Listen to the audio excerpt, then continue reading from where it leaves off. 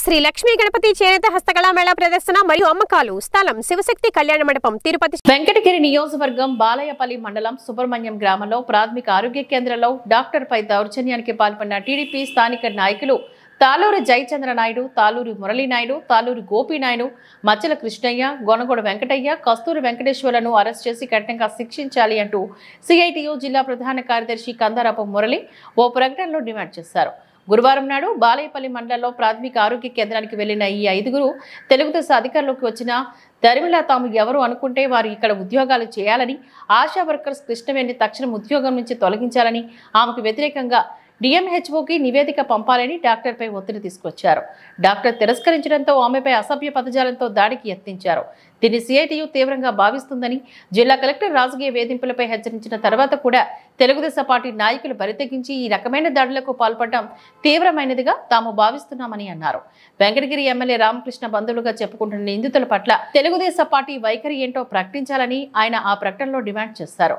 రాజకీయ వేధింపులను తిరుపతి జిల్లాలో మానుకోకపోతే తెలుగుదేశం పార్టీ నాయకులకు వైసీపీకి పట్టిన గతే ఎదురవుతుందన్న విషయాన్ని విస్మరించరాదని ఆ ప్రకటనలో హెచ్చరించారు.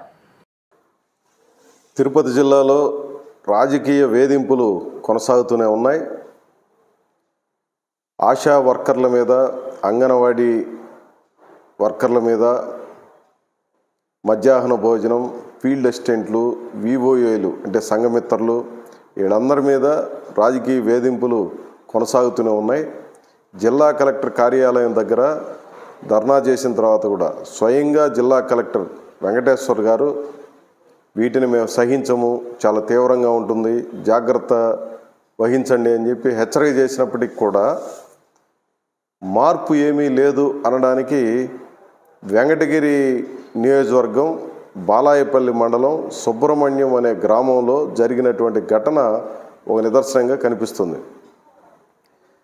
నిన్న బాలాయపల్లి మండలంలో ఉన్నటువంటి ఈ పిహెచ్సికి స్థానికంగా ఉన్న తెలుగుదేశం పార్టీ నాయకులు, వాళ్ళు ఏమైనా అక్కడ ప్రజాప్రతినిధులు కూడా కాదు, తెలుగుదేశం పార్టీలో ఉన్న ఒక మామూలు సాధారణ కార్యకర్తలు తాళ్ళూరు జయచంద్ర నాయుడు, మురళీ నాయుడు, మచ్చల కృష్ణయ్య, గోనుగొడుగు వెంకటయ్య, కస్తూరి వెంకటేశ్వర్లు అనే ఈ 5 మంది నిన్న నేరుగా పిహెచ్సి సెంటర్కి వెళ్ళి సుబ్రహ్మణ్యం అనే గ్రామంలో అక్కడ ఉన్నటువంటి డాక్టరు, ఆమె ఇప్పుడు పీజీకి ప్రిపేర్ కూడా అవుతోంది, ఎంబీబీఎస్ పూర్తి చేసింది, చిన్న వయసులో ఉన్నటువంటి డాక్టరు, ఆమె చాలా పద్ధతిగా కూడా ఉంటుందని చెప్పి అందరూ చెప్తున్నారు.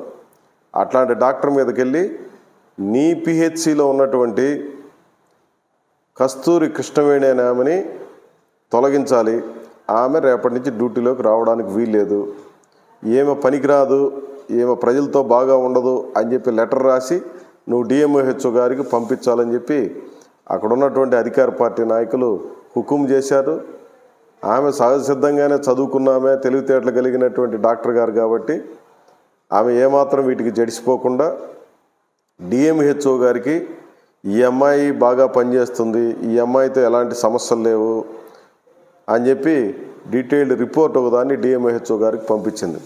డిఎంహెచ్ఓ గారికి ఇలాంటి రిపోర్టు పంపింది అని తెలుసుకున్న తర్వాత ఈ 5గురు తెలుగుదేశం పార్టీ చోట, వీళ్ళు నాయకులు కూడా కాదు, ఆ మండలానికి నాయకుడుగా ఉన్నటువంటి మస్తాన్ నాయుడు అని ఆయన తమ్ముడు వరుస అవుతారు వీళ్ళు కొంతమంది అని చెప్పారు. అదే మాదిరి ఇప్పుడున్నటువంటి రామకృష్ణ గారు కోడూరు ఎమ్మెల్యే గారు ఉన్నారు, ఆయనకేదో వరుసగా బంధువులు అవుతారు అని చెప్పి అంటున్నారు. అంటే వీళ్ళు ఏ రకమైనటువంటి హోదా లేదు, ప్రోటోకాల్ నియమాలు లేవు, ఇక్కడేమో ప్రజాప్రతినిధులు కూడా కాదు, ఆ గ్రామంలో తెలుగుదేశం పార్టీలో ఉండడమే వీళ్ళ అర్హత.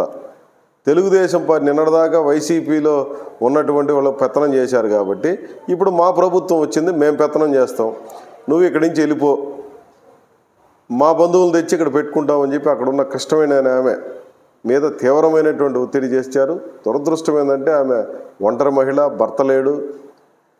అదే మాదిరి దళిత సామాజిక తరగతి, చాలా చిన్న పేద కుటుంబం నుంచి వచ్చింది, దళిత మహిళ ఆమెకు 3 పిల్లలు ఉంటే 2కి క్యాన్సరు, ఒక అమ్మాయి ఇటీవలనే చనిపోయింది, ఇంకొక ఆమె కూడా వైద్య ఖర్చులతో సతమతం అవుతున్నటువంటి కుటుంబం. అట్లాంటి ఆమెను తొలగించాలని చెప్పి ఈ డాక్టర్ గారి మీద ఒత్తిడి తెచ్చారు. ఆమె ఈ ఒత్తిడికి తలగకుండా లేఖ రాసి పంపింది. మేము చెప్పిన దానికి భిన్నమైనటువంటి పద్ధతిలో పంపుతామని చెప్పి నేరుగా పిహెచ్సికి వెళ్ళి ఆమె మీద దౌర్జన్యానికి పాల్పడినారు. మీరంతా ఎట్లా ఉద్యోగాల్లో ఉంటారు మేము చూస్తాము, 3 రోజుల్లో మీకు అందరికీ ఉద్యోగాలు తీపిస్తామని చెప్పి హెచ్చరిక చేసి మరి వెళ్ళారు. ఎక్కడికి పోతా ఉంది? దిగజారిపోవడం అంటే ఏ స్థాయికైనా దిగజారిపోవడమేనా? ఎమ్మెల్యేకి తెలీదా? అధికారులకు తెలీదా? స్వయంగా జిల్లా కలెక్టర్ కార్యాలయం ఎదురుగా దాదాపు 200 మంది రాజకీయ వేధింపులకు వ్యతిరేకంగా పోరాడి కలెక్టర్ గారికి ఫిర్యాదులు ఇచ్చిన తర్వాత కూడా ఏమాత్రం తగ్గకుండా ఈ తెలుగుదేశం చోటా మోటా నాయకులందరూ కూడా రెచ్చిపోతున్నారంటే, నిన్ననే అసెంబ్లీలో చంద్రబాబు నాయుడు గారు చెప్పారు, మేము కక్ష సాధింపులకు పాల్గొనము, అభివృద్ధి తప్ప మరొకటి లేదు, ఈ వైసీపీ వాళ్ళు చేసేది శుద్ధ తప్పు అని చెప్పి ఆయన ఖండిస్తూ కూడా మాట్లాడారు. మా వాళ్ళనైనా సరే క్షమించేది లేదు, కఠినంగా వ్యవహరిస్తామని చెప్పారు. ఈరోజు పత్రికల్లో వచ్చింది, నేరుగా మేము ఫిర్యాదులు కూడా చేస్తున్నాం. ఆ బాధిత మహిళ తీవ్రమైనటువంటి వేదనతో మీడియా ఎదురు కూడా మాట్లాడింది. ఇవన్నీ కూడా మనకు కనిపిస్తున్నటువంటి వాస్తవాలు. చంద్రబాబు నాయుడు గారు ఇప్పటికైనా స్పందించాలి, ఇట్లాంటి వాళ్ళ పట్ల కఠినంగా వ్యవహరించాలని చెప్పి నేను విజ్ఞప్తి చేస్తున్నా. తెలుగుదేశం అన్నటువంటి మాకు భుజకీర్తి ఉంది కాబట్టి మా ఇష్టం వచ్చినట్టు సాగిస్తామంటే చూస్తూ ఊరుకునే ప్రశ్నే లేదు. ఇట్లాంటి వాటికి వ్యతిరేకంగా మేము పెద్ద ఎత్తున స్పందించాల్సి వస్తుంది. ఇప్పటికే చెప్పాం, పదే పదే ఉన్నతాధికారులకు చెప్తున్నాం. అయినప్పటికీ ఏమాత్రం మార్పు లేకుండా గ్రామాలలో రెచ్చిపోతున్నారంటే వీళ్ళకు ఉన్నటువంటి దన్ను ఏమిటనే విషయాన్ని ఈ ప్రభుత్వం ఆలోచించాలి. ఈ రకమైనటువంటి పద్ధతిని కొనసాగిస్తే చాలా తీవ్రమైనటువంటి నష్టం జరుగుతుందన్న విషయాన్ని అధికార యంత్రాంగం గుర్తించాలి. జిల్లా కలెక్టర్ గారు జోక్యం చేసుకొని డిఎంహెచ్ఓ గారు స్పందించి నిన్న పిహెచ్సికి వెళ్ళి నేరుగా దౌర్జన్యానికి పాల్పడిన వీళ్ళందరి మీద కఠినమైనటువంటి చర్యలు తీసుకోవాలి, కేసులు నమోదు చేయాలి, తక్షణం అరెస్ట్ చేసి జైలుకి పంపించాలి. ఇట్లాంటి ఘటన మరొకటి పునరావృతం కాకుండా ఈ జిల్లాలో కఠినమైనటువంటి పద్ధతిలో అధికార యంత్రాంగం వ్యవహరించాలని చెప్పి నేను సిఐటి తరఫున విజ్ఞప్తి చేస్తున్నాను.